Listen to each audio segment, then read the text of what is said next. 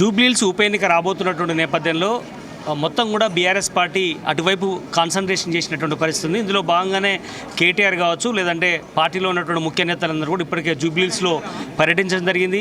Booth స్థాయి meeting కూడా పెట్టుకుంటున్నారు. ప్రజెంట్ తెలంగాణ భవన్లో మీటింగ్ జరుగుతోంది. దీనికి సంబంధించినటువంటిది మాగంటి గోపీనాథ్ భార్య సునీతతో పాటు వాళ్ళ కుటుంబ సభ్యులు, అదేవిధంగా రేమత్ నగర్ సంబంధించినటువంటి డివిజన్ సభ్యులు, అదేవిధంగా కొంతమంది కార్పొరేటర్సు, అదేవిధంగా ఇక్కడ చాలామంది కూడా రావడం జరిగింది. వాళ్ళతో మాట్లాడించే ప్రయత్నం చేద్దాం. మీరు మొదటి నుంచి కూడా గోపీనాథ్ గారి వెంట తిరిగారు. ఆయన గెలుపు కూడా చాలాసార్లు కృషి చేశారు. ఆయన లేని లోటు చాలా క్లియర్ కనబడుతుంది. పార్టీ ఎవరికి టికెట్ ఇచ్చినా కూడా కలిసి పనిచేస్తామని మీరు కూడా అన్నారు. ఎట్లా దీనికి సంబంధించి మీరు చెప్పదలుచుకున్నారు? మీరు ఇప్పుడు మీ కళ్ళారా కనిపిస్తుంది ఏం జరుగుతుంది అనేది. జూబ్లీహిల్స్లో బీఆర్ఎస్ పార్టీ ఒక దృఢమైన క్యాడర్ని మాగంటి గోపీనాథ్ గారు ఏర్పాటు చేయడం జరిగింది.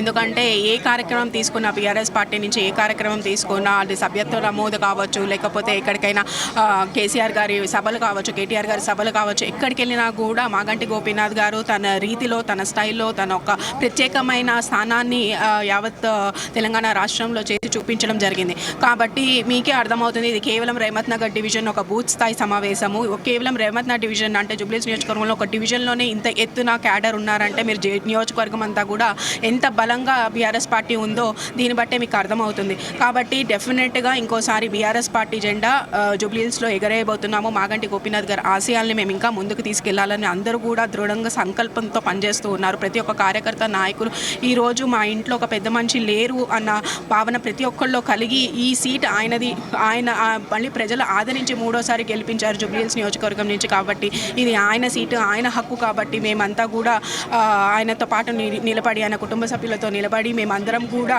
మరోసారి బీఆర్ఎస్ జెండాని గట్టిగా ఎగరేయబోతున్నాం. గోపీనాథ్ గారు జూబ్లీహిల్స్కు ఎనలేని సేవ చేశారు. ఆయన హ్యాట్రిక్ కూడా సాధించారు. టీడీపీలో ఉన్నప్పుడు కానీ 2 సార్లు బీఆర్ఎస్లో గెలిచినప్పుడు కూడా ఉన్నట్టు నేపథ్యంలో ఆయనను ఈరోజు ఎట్లా మీరు నివాళులర్పించే అవకాశం ఉంది? ఒకవేళ డెఫినెట్గా ఈ సీట్ ఇంకోసారి మరోసారి ఆయన కుటుంబానికి అంకితం చేసి మేము ఆయనకు ఒక ఘన నివాళిని ఇవ్వదలుచుకుంటున్నాము. ఎందుకంటే ఆయన ఎనలేని సేవల్ని జూబ్లీహిల్స్ నియోజకవర్గానికి చేసి ఉన్నారు. ప్రతి ఒక్క కార్యకర్తకి తెలుసు, ప్రతి ఒక్క నాయకులకి తెలుసు, అలాగే జూబ్లీహిల్స్ నియోజకవర్గంలో ప్రతి ఒక్క కుటుంబానికి తెలుసు ఆయన సేవలు. ఎందుకంటే కేవలం నాయకులు, కార్యకర్తలు, కార్పొరేటర్లతోనే కాదు, యావత్ మొత్తం కాన్స్టిట్యున్సీలో ఉన్న ప్రజలతో ఆయన మమేకంగా ఉండేవారు. అర్ధరాత్రి అయినా ఎప్పుడైనా స్పందించే నాయకుడు ఆయన.